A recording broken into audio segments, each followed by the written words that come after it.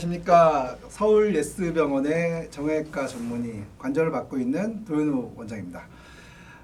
오늘 무릎 얘기를 할게요. 무릎에 이제 어르신들이 주로 보시잖아요. 이거 제일 많은 게 무릎 퇴행성 관절염이죠. 무릎이 나이가 들어서 관절염이 왔어요. 그러면은 뭐 류마티스 화농성 이런 게 아니라 그냥 나이 들어서 생기는 퇴행성 관절염, 노화라고 할게요. 이제 말을 싫어하시겠지만 그래서 생기는 관절염, 퇴행성 관절염에 대해서 여러 가지 설명을 드리겠습니다.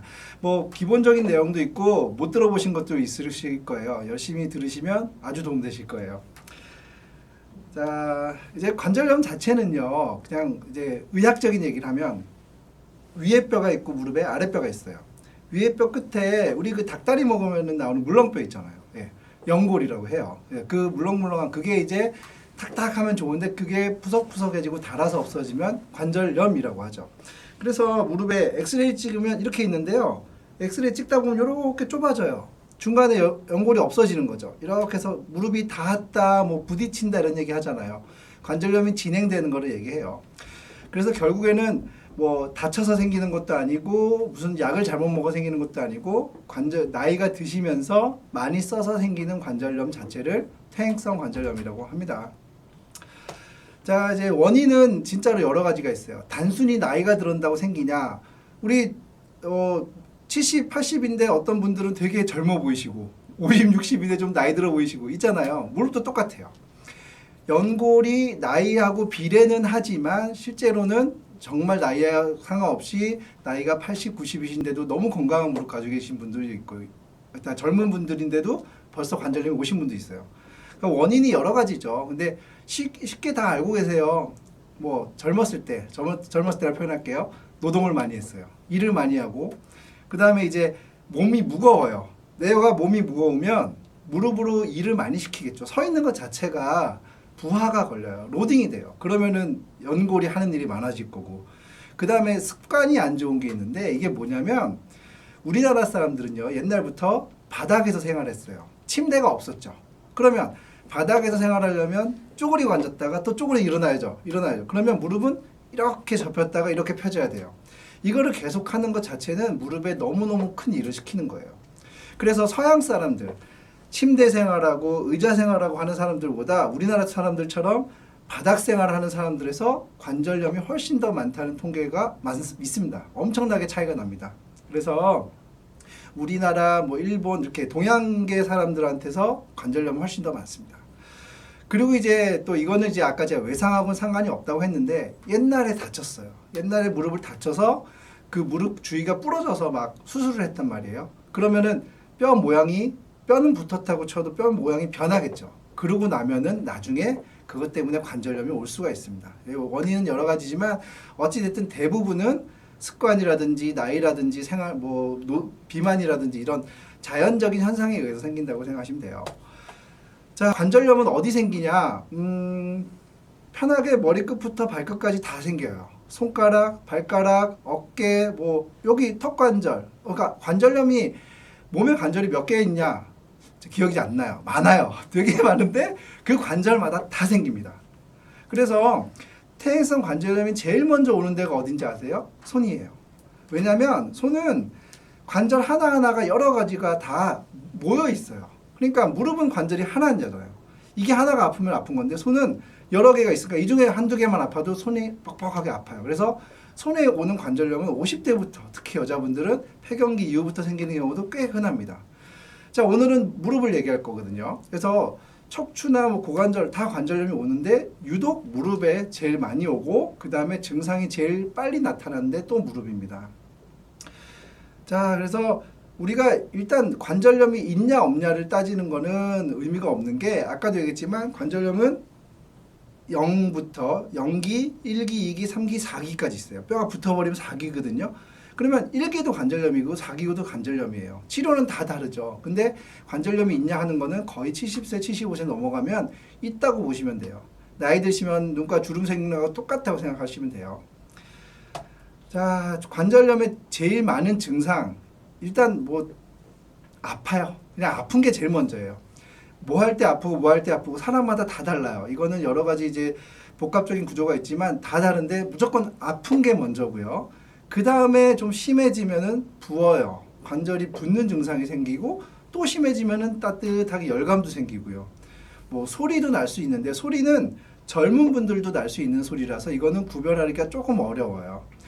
그리고 이제 제일 마지막에 가면 하는 게 다 아실 거예요. 다리가 별해요. 이렇게 있던 게 O자 다리가 된다거나 X자 다리가 된다거나 무릎이 다 안 펴진다거나 뼈 모양이 이상하게 변하기 시작해요. 뼈 관절 주위가 이제 주름도 생기면서 뼈 모양이 변하는 거. 그거는 무조건 관절염이라고 생각하시면 돼요.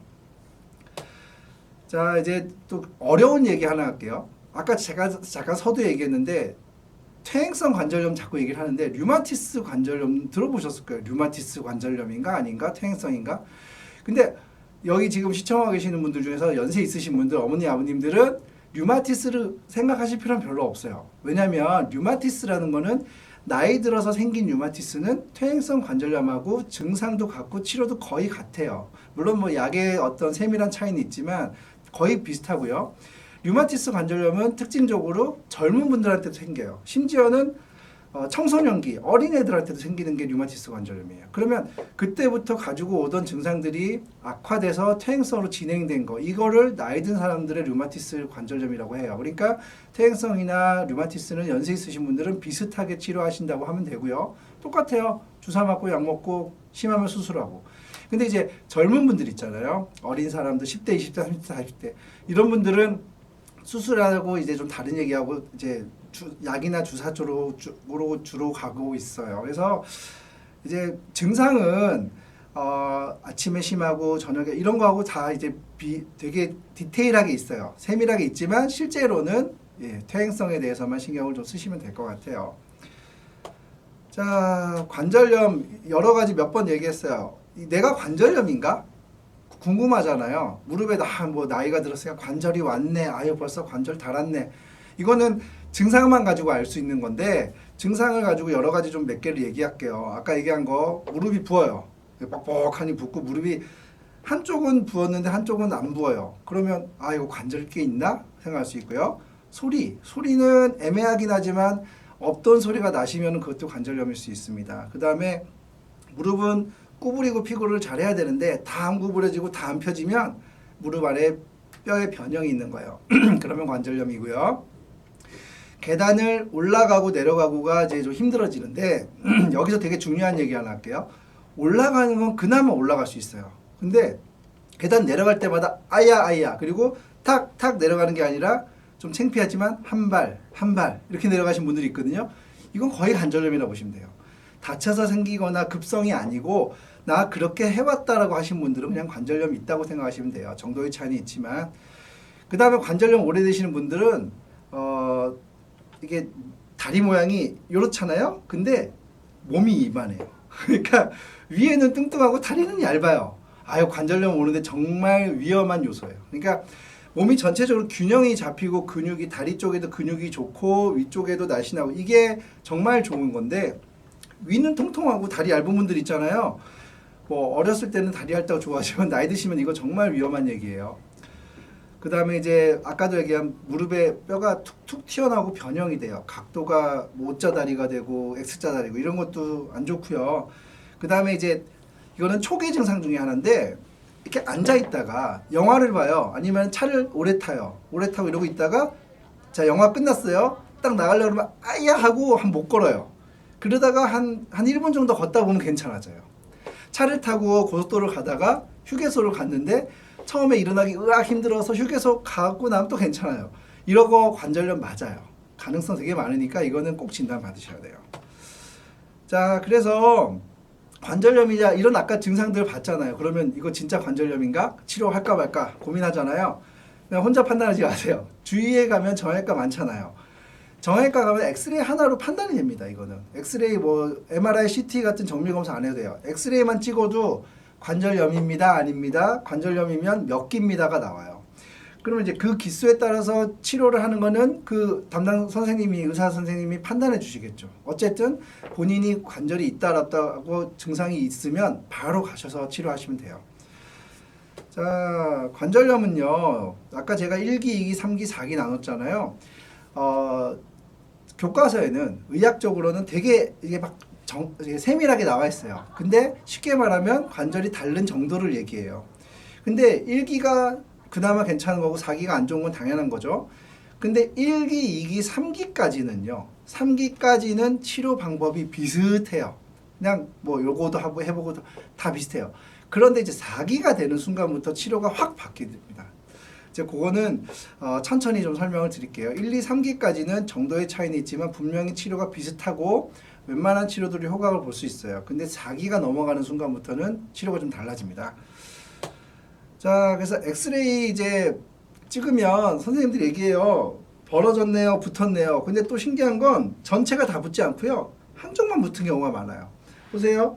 O자 다리면 이렇게 휘겠죠. 휘면은 안쪽만 붙고 X자 다리면은 바깥쪽만 붙고 이게 이제 엑스레이에서 다 티가 납니다. 그리고 또 그것도 오른쪽 왼쪽이 다를 수도 있고요. 물론 똑같은 분들도 많지만 다른 분들도 되게 많아요.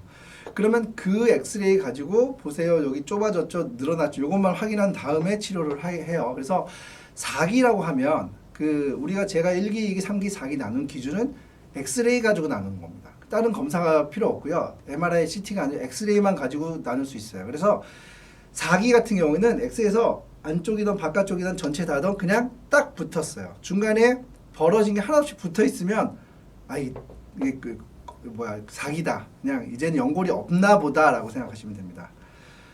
자, 이제 기본적으로 그러면은 지금 말씀드린 치료를 먼저 설명드릴 건데 이거는 1기, 2기, 3기 제가 중간에 좀 나눴어요. 계속 4기는 따로 얘기할게요.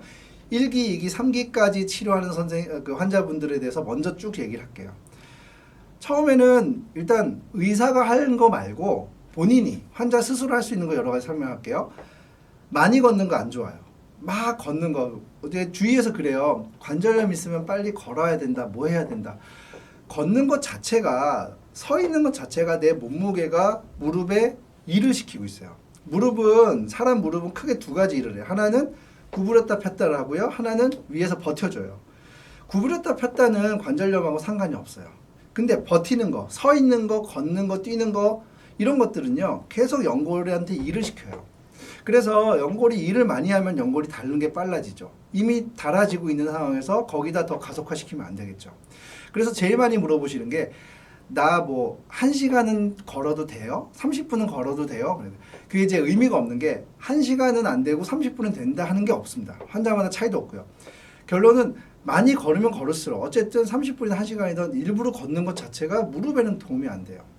그러면 허리나 허리 아프신 분들, 당뇨 혈압 있으신 분들은 운동을 해서 칼로리를 소모하고 허리는 자세를 피고 걸어야 하시는 분들이 많아요. 그럼 보세요.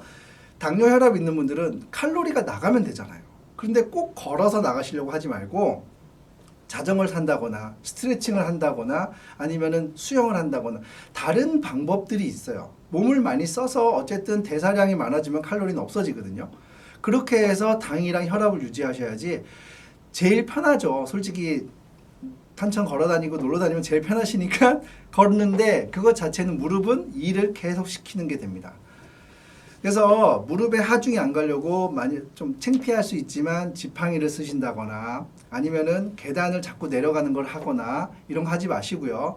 그 다음에 무릎에 찜질을 많이 해주시면 좋아요. 근데 많이 물어보시죠. 냉찜질이 좋냐 온찜질이 좋냐. 이거 잘 들으셔야 돼요.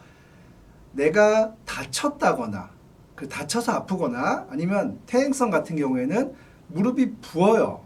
부으면 냉찜질을 해야 돼요. 온찜질하면 안 돼요. 차갑게 해주셔야 돼요. 부은 거 내려주고 부종 같은 걸 빼줘야지 통증이 좋아져요. 그런데 붓지는 않고 관절염이 있어. 그러면 평상시에 온찜질을 해주시는 게 되게 좋아요. 아시겠죠? 온찜질은 붓지 않고 통증이 심하지 않으면 온찜질 좋아요. 근데 통증이 심하고 붓고 막 이럴 때 무조건 냉찜질 해주세요. 이거는 의사가 어떤 얘기 하던 데가 아니고 제 말이 맞습니다. 이걸로 하세요. 자, 그리고 다리가 부어 있으면은 다리도 들어 올려놓고 있으면 내 심장보다 높은 데 다리가 있으면 이제 피 혈류량 이런 거 여러 가지 따져서 부종이 빠져요. 그러면 통증 좋아지고 관리가 됩니다.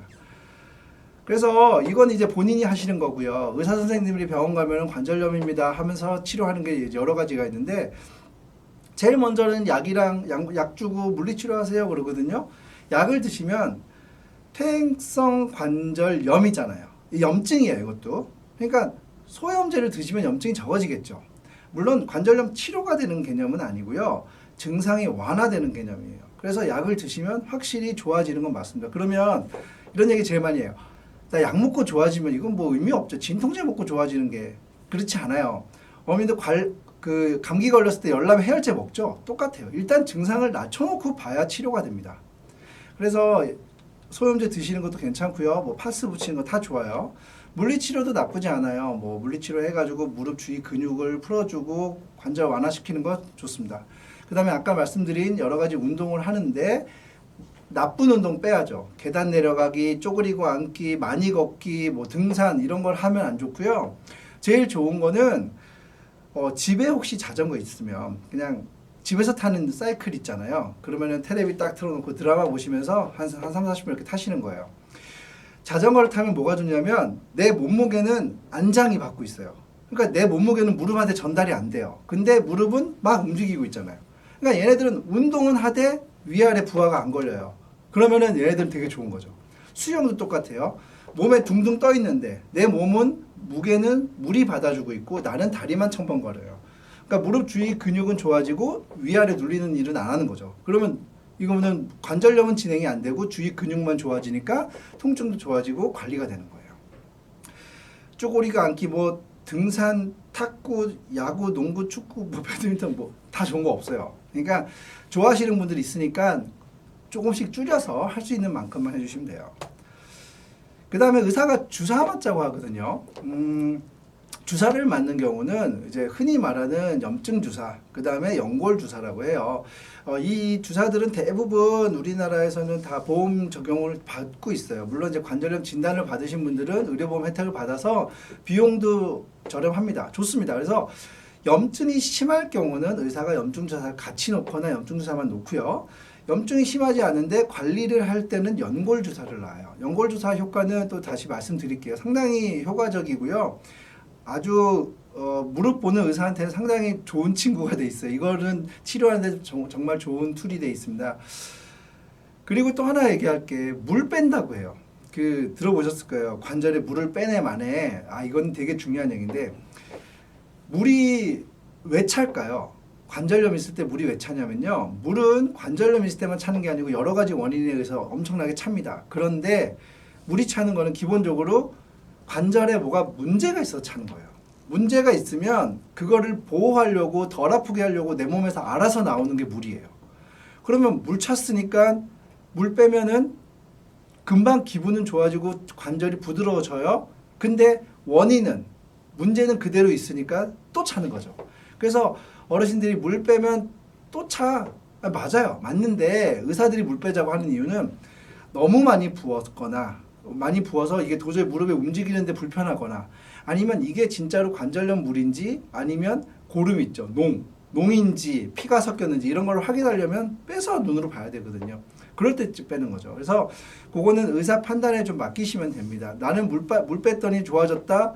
그런 다음에 막 쓰고 또 물 차면 의사가 빼주겠지. 이거는 제일 바보 같은 얘기예요. 연골주사 같은 거 놓는 거는 확실히 좋습니다. 이거는 제가 다시 설명드릴게요. 그리고 이제 수술을 하는 방법도 있는데 요거는 좀 조심스럽게 얘기할게요. 수술은 퇴행성 관절염일 때 할 수 있는 가장 기본적인 좋은 수술은 인공관절이에요. 다 알고 계실 거예요. 근데 인공관절 말고 의사가 내시경으로 관절경으로 수술을 하자라고 얘기하는 경우가 있어요. 요거는 이제 좀 애매한 문제인데 하면 좋다 나쁘다는 의사 판단을 하시고 환자분하고 상의해서 결정하세요. 왜냐하면 여기서 말씀드리기 힘들 정도로 좋은 경우도 있고 아닌 경우도 있어요. 그래서 다 좋다 다 나쁘다가 아니라 환자마다 필요한 분들이 있고 아닌 분들이 있어서 그건 의사 선생님들이 아마 판단을 할 거고 그때는 MRI라는 그 검사를 하고 난 다음에 설명을 하실 거예요. 자, 이제 관절 수술을 얘기할게요. 아까 제가 1, 2, 3기하고 4기하고 차이 둔다고 그랬죠. 1, 2, 3기까지는 의사들이 수술하는 얘기 안 해요. 네. 물론 나이가 되게 많으신 분도 있어요. 연세가 많아서 한 80, 90인데 무릎이 되게 아프고 3기야. 근데 엑스레이 찍었는데 3기에서 수술하신 분들 있습니다. 그런데 기본적으로 나라에서는요. 65세 이상 그리고 4기 통증 심한 분들이 수술을 해요. 그러면 여기서 조건 제가 세 가지 얘기했죠. 65세 이상, 그 다음에 4기, 통증 심한 거. 중요한 거는 나이가 60세라도 수술할 수 있어요. 4기면 수술하고요. 65세 이상도 뭐 3기, 4기인데 심하면 할 수 있어요. 근데 제일 중요한 단서는 맨 마지막에 통증이 심하면 하는 거예요. 그러니까 의사가 4기래요. 그리고 나 나이도 한 70 몇 살이야. 근데 아파 죽겠는데 은근히 아파 죽겠는 게 아니에요. 은근히 안 아파요. 걷는 것도 다 하시고 잘 하는데 의사가 수술하래요. 그러면 조금 뒤로 물러서서 지금 수술해야 될까 하는 생각을 좀 해보세요. 웬만하면 안 하시면 돼요. 그러니까 문제는 의사가 수술하라고 하신 분들 중에서도 너무 아파요. 그분들이 얘기한 게 틀린 얘기는 아니에요. 엑스레이에서 딱 붙어있고 막 이러니까 수술하라고 하는데 실제로는 이렇게 붙었는데도 잘 사시는 분들이 있어요. 많아요. 진료를 보면 정말 이 무릎 가지고 괜찮으세요 하는 분들이 있는데 그런 분들은 수술 얘기를 안 해야 돼요.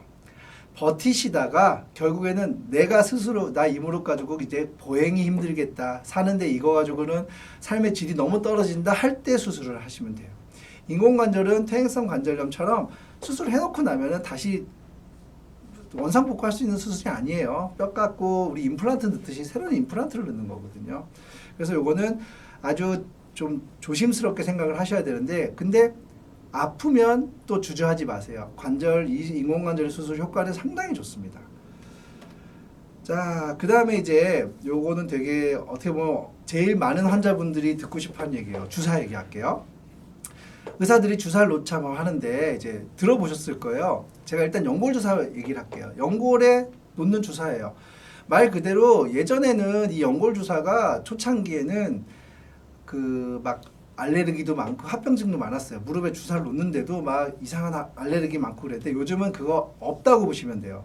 한 20년 동안 무릎에 주사를 놔봤는데 주사 맞고 문제가 생기신 분들이 없어요. 그러니까 주사가 되게 잘 나와요. 그래서 약으로 치면 거의 타이레놀 수준이에요. 타이레놀은 웬만한 사람 다 먹고 요즘 편의점 가서도 살 수 있잖아요.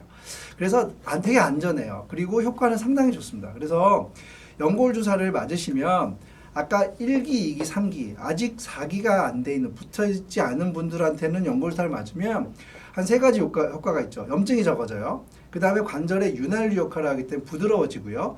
연골을 보호하기 때문에 퇴행성으로 진행되는 걸 좀 막아줘요. 제가 지금 얘기하는 효과들은 상당히 뛰어난 효과고요. 그 다음에 제가 얘기 안 한 게 있죠. 연골이 생기진 않아요. 연골이 퇴행성 관절염이기 때문에 연골 주사를 맞아도 연골이 재생되지는 않습니다. 물론 요즘 재생 주사라고 나오는 뭐 주사도 있고 수술도 있어요. 줄기세포도 있고 한데 그런 거는 이제 요거하고 좀 다른 얘기고 해당 사항이 좀 다릅니다. 그래서 어찌됐든 연골 주사를 맞을 수 있고 그 다음에 지금 나라에서는 연골 주사를 보험 처리를 다 해놨어요. 의료보험 처리를 해서 6개월에 한 번 맞을 수 있어요. 그러니까 이 얘기는 잘 들으시면 뭐냐면 1월 달에 맞으면 7월 달에 맞을 수 있다는 얘기예요. 7월 달에 맞아야 되는 거 아니에요. 1월, 7월, 1월, 7월 이렇게 맞는 게 아니고요. 1월 달에 맞으면 7월 전에는 못 맞는다는 얘기예요. 혜택이 없다는 거죠. 그리고 7월 후에는 아프면 맞으시면 돼요. 이게 주기적으로 딱딱 6개월 맞춰서 맞으신 분도 있어요. 물론 나쁘지 않은데 7월에 됐는데 1월 달에 맞은 주사 효과가 좋아서 괜찮다. 그럼 8월, 9월 아니면 1년까지 가서 또 맞으셔도 전혀 상관은 없어요. 보험적인 자격 기준이 6개월이라는 얘기예요. 자, 그래서 연골 주사는 여러 가지 예전에 제일 많은 거는 3번 맞고 5번 맞고 막 이런 거 있죠. 일주일에 한 번씩 와서 3번 맞고 일주일에 한 번씩 와서 5번 맞고 이거는 의사가 정하는 게 아닙니다. 제약회사에서 나오는 주사가 이거는 일주일에 한 번씩 3번 맞으세요. 용법이 정해져서 나오는 거예요. 물론 5번도 똑같아요. 5번 맞으세요 하는 거죠. 의사가 3번 보고 싶어서 3번 오라고 하는 게 아닙니다. 그래서 그렇게 했는데 요즘은 한 번 맞는 주사들이 있어요. 물론 6개월이에요. 한 번만 시노비안이라고 지금 제가 되게 좋아하는 주사인데 회사도 좋은 데서 나왔어요. 이렇게 LG 뭐 이런 데 나왔는데 이 주사는 한 번 맞아요. 그러면 의사를 여러 번 볼 필요가 없어요. 뭐 병원을 여러 번 안 가는 것도 좋지만 의사를 여러 번 안 보는 것도 좋지만 진료비도 적게 되는 것도 좋아요. 근데 제일 중요한 건 바늘이 몸에 빵꾸를 내야 되잖아요. 주사를 할 때마다. 그걸 3번 맞고 5번 맞을 거를 한 번 맞으면 일단 내가 편하잖아요. 주사 맞을 때. 그래서 그게 되게 좋고 효과는 똑같아요. 6개월 동안 똑같이 지속이 되고 임상 실험을 했을 때 기존에 있던 3번, 5번 맞는 주사들하고 한 번 맞는 거하고 거의 똑같다고 돼 있어요. 누가 높다 낮다가 없어요. 그러면 저도 한 번 맞겠죠. 무조건 한 번 맞으신 것도 좋아요. 그래서 한 번 맞는 연골 주사 있다던데 하면은 선생님들이 의사 선생님이 다 알아요. 그래서 그걸로 해주셔도 되고요. 그래서 연골 주사는 전혀 본인한테 해가 없고 이걸 맞으면 뭐 중독이 되네, 내성이 생기네 이런 거 없습니다. 없으니까 그냥 의사가 맞자고 하시면 맞으셔도 전혀 해가 되지 않습니다. 도움이 되고요. 그 다음에 또 궁금했던 얘기들이 있어요. 뼈 주사라고 들어본 거 있죠? 제가 이 말을 되게 싫어하는데요. 뼈에다가 주사를 놓을 수가 없어요. 생각해보세요. 뼈에다 어떻게 그 주사바늘을 뚫어요? 근데 왜 뼈 주사란 말이 붙었는지 저도 잘 모르겠어요. 제가 아마 태어나기 전부터 있었던 주사니까 그 전부터 물어봐야 되겠지만 뼈 주사가 왜 뼈 주사냐면 주사를 맞고 나면 뭐 뼈에 놓는다 이게 아니고요. 맞고 나면은 뼈랑 연골을 사귀게 한다 뭐 그런 주사가 있어서 쉽게 말하면 뼈 주사라고 해요. 이 뼈 주사는 쉽게 말하면 스테로이드예요. 들어보셨죠? 스테로이드 뭐 어디 갔다 스테로 하던데 스테로이드라는 주사예요. 마약은 아니고 스테로이드라는 주사인데 물론 이 주사가 운동선수들한테 뭐 금지 약물 뭐 이렇긴 해요. 뭐 그렇긴 한데 이거는 근육 쪽에 대한 얘기고요. 관절에는요. 관절이나 염증이나 인대 쪽에는 주사 맞으셔도 됩니다. 물론 안 되는 이유는 뭐 일주일에 한 번씩 뭐 한 몇 달 맞았더니 연골이 좀 녹더라. 그렇게 연골이 상하더라, 괴사되더라 이런 보호가 있으니까 조심해라 이런 문제인데 그거는 맞아요. 그래서 의사들이 여러 번 놓는 걸 싫어해요. 한두 번 놓고 괜찮으면 참으세요 하는 정도인데 효과는 상당히 괜찮습니다. 그러니까 언제 맞냐면 너무 아파서 걷지도 못할 때가 있어요. 근데 의사가 수술할 단계는 아닙니다. 그럼 난 아파 죽겠는데 그럴 때 이렇게 한두 번 맞으시면 통증 확 좋아지면 그러고 지내시면 돼요. 의사가 뼈주사입니다, 스테로이드입니다 해서 거부감만 가지실 필요는 전혀 없습니다. 물론 저도 필요한 경우에는 놓고 있고요. 그런 분들 효과가 상당히 좋습니다. 말씀드리고 놓긴 하죠. 자, 그래서 연골 주사는 6개월 동안 쭉 맞는데 뼈 주사는 스테로이드는 맞고 1, 2주 있다가 좋아지면 안 마시면 돼요. 근데 맞고 한 2, 3주 있는데 좋긴 한데 아직 아프다면 한두 번 더 맞으셔도 돼요. 이 정도 가지고 문제가 생기는 건 절대 없습니다. 간혹 뭐 맞으신 부위가 피부가 조금 하얗게 된다거나 다른 부위에서 비해서 약간 함몰되는 경우 있어요. 그런데 이것도 6개월이나 1년 지나면 다 정상화됩니다. 그러니까 너무 걱정하지 마시고요. 자, 그래서 연골 주사를 맞으시는 거는 지금 의사가 할 수 있는 비수술적, 수술이 아닌 치료 중에서는 거의 탑이에요. 제일 많이 하고 있고요. 어느 병원이나 뭐 대학병원이며 1차 병원, 동네 병원이면 다 똑같이 하고 있어요. 그러니까 너무 거부감 안 가지셔도 될 것 같아요. 자, 이제 한 번만 더 강조할까요? 한 번 맞는 연골 주사는 상당히 의사인 제가 봤을 때도 편합니다. 주사 양이 뭐 3번 맞는 거 5번 맞는 걸 한 번은 줄였으니까 주사 양이 이만큼이냐? 아니에요. 요만 똑같아요. 거의 비슷하고 농축이 돼 있고요. 그 다음에 효과도 좋고 그래서 제가 볼 때는 그러니까 정형외과 의사 봤을 때 이거는 되게 좋은 발명품 같은 이야기예요. 이거는 3번, 5번 맞은 거를 벌써 몇십 년 동안 해왔거든요. 근데 얼마 전에 LG생명과학에서 이제 한 5년 됐나요? 그쯤 돼서 5년, 10년? 요쯤 되면서 나왔는데 상당히 효과가 좋으니까 이걸로 치료하시고요. 저희 어머니도 이거 맞으세요. 그래요. 자, 이제까지 퇴행성 관절염에 대해서 뭐 많은 얘기는 못 드렸어요. 왜냐면은 하고 싶은 얘기는 되게 많아요. 뭐 기회 되면은 제가 또 자세한 거 아니면 궁금한 것들이 몇 개 있는데 이제 그런 것들 많이 얘기해 드릴게요. 근데 기본적으로 간단하게 좀 정리를 할게요. 퇴행성 관절염은 회춘할 수 없는 병이다. 그러니까 좋아지지는 않는다. 그 대신 내가 관리를 잘하고 치료를 잘하면 안 아프고 살 수 있다예요. 우리가 병은 안 아프기만 하면 되잖아, 그죠? 그래서 이 안 아플 수 있는 방법들을 이제 오늘 설명을 드렸고, 간단히 또 정리를 해드리면 일단 많이 걷지 말자, 쪼그리고 앉지 말자, 계단 내려가는 거 조심하자. 올라가는 건 좀 낫습니다. 그 다음에 무릎에 붓거나 통증이 심하거나 그러면 꼭 냉찜질하고 약 먹고 그래도 안 되면 의사 선생님한테 찾아가자. 그리고 주사 맞는 거, 약 먹는 거 이런 거 전혀 두려워하지 말고요. 혹시나 수술 얘기를 들으면 한두 번 고민을 하고 그 다음에 다른 원장님들도 좀 설명 들어보시고 그렇게 결정을 합시다라고 얘기해요. 관절염은요 되게 아팠다가 하나도 안 아팠어요. 근데 사람이란 게 이제 뭐 그런 얘기 하잖아요. 아픈 것만 기억하는 사람이 있고 안 아픈 것만 기억하는 사람이 있어요. 근데 내가 되게 아팠다. 그리고 지금은 괜찮다. 아픈 거를 기억하셔야 돼요. 왜 아팠는지가 중요해서 여기에 대한 치료를 하셔야지 평생 안 아프고 살 수 있는 분들은 없습니다. 한번 퇴행성 관절염으로 아팠던 분들은 계속 아플 수 있어요. 근데 그게 이러다 낫겠거니 하고 계셨다가는 나중에는요 한참 진행된 다음에 의사가 이때까지 뭐 하셨어요? 라는 얘기를 하게 됩니다. 조심하셔야 되고요. 운동 게을리 하시면 안 돼요. 걷는 거 많이 하지 말라 그러면서 무슨 운동하냐. 자전거를 타도 되고요.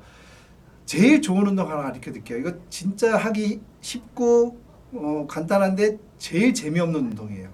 누워서 테레비 볼 때 누워서 다리를요 이렇게 들었다 놨다 여러 번 하세요. 천천히.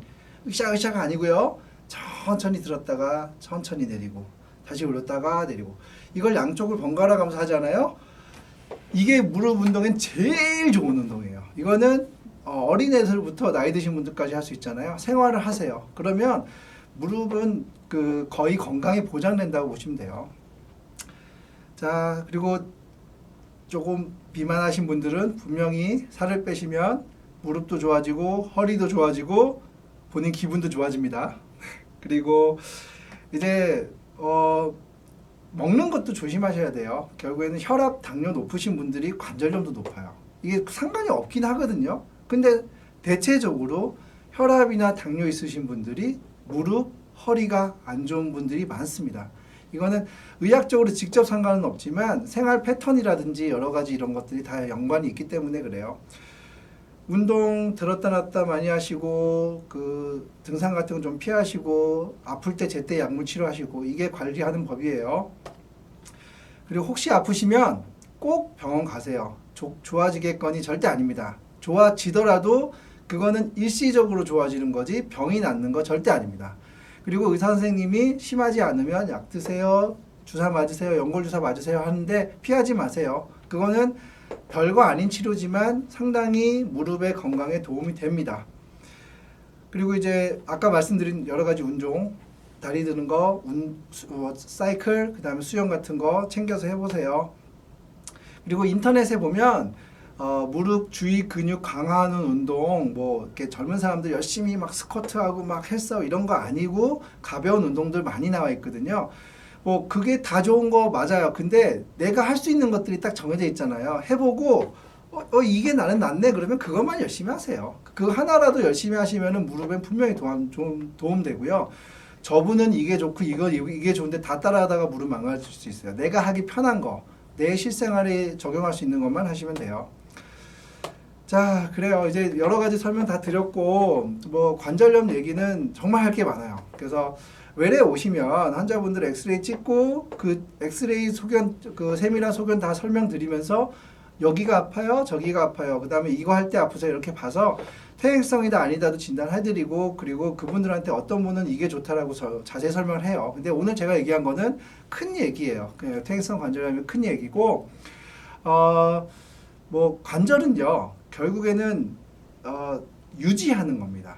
절대로 좋아지지 않아요. 유지를 하시는데 이거를 그런 거 있잖아요. 뭐 글루코사민, 콘드로이친, 뭐 홍화씨 먹고 좋아졌다. 의사가 생각할 때는요. 피식해요. 뭐 그거 좋아지겠어요? 하는데 저희 어머니도 드세요. 그 얘기는요. 괜찮아요. 좋다는 거는 다 해보세요. 해보셔서 내가 느끼는 증상이 좋아지거나 통증이 없어지거나 아니면 생활하는데 좋으면 그게 치료가 돼요. 그 대신 의사가 하지 말라는 거, 뭐는 안 좋다는 거를 일부러 하는 건 당연히 아닌 거죠. 무슨 말인지 아시겠죠?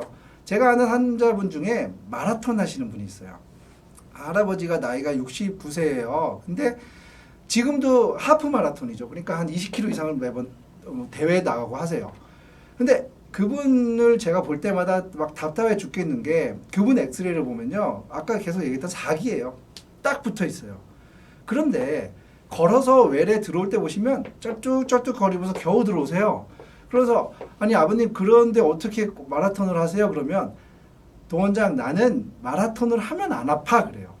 그러니까 이게 뭐냐면 의학적으로는 처음에는 무릎이 아프다가 좀 움직이다 보니까 좀 편해져서 안 아픈 거죠. 그러니까 마라톤도 하는 거예요. 그런데 의사가 볼 때는 정말 바보 같은 얘기예요. 마라톤을 할 때 안 아프다는 거는 그 고통을 느끼는 감각을 느끼는 센스가 떨어지면서 덜 아파하게 일시적으로 느끼는 거죠. 병이 좋아진 건 절대로 아닙니다. 그러면 단언하건대 그분은 1년이 될지 2년이 될지 모르겠지만 얼마 있다가 이제는 마라톤도 힘들어집니다. 그냥 걷는 것도 힘들어지고 다 힘들어져요. 그러면 이제 인공관절을 하셔야 되는 상황이 되는 거죠. 그럼 그렇게 될 때까지 본인이 의사들 얘기를 다 무시하시고 너무 본인 고집을 피워서 관리를 하신 거죠. 그래서 의사 선생님 얘기 들으세요. 예, 무릎 관절염 어려운 병이 아니기 때문에 정형외과 전문의를 달고 있는 사람들은요 정말 다 잘 치료합니다. 그래서 여러 의사들 다 잘 치료하니까 선생님들 얘기 다 잘 들으시고 그 다음에 하지 말아야 하지 말고 할 수 있는 거는 최대한 해보시고 나한테 좋은 거 찾으시면 될 것 같아요. 오늘 강의 여기까지 마칠게요. 저는 조현우 원장이었습니다. 감사합니다.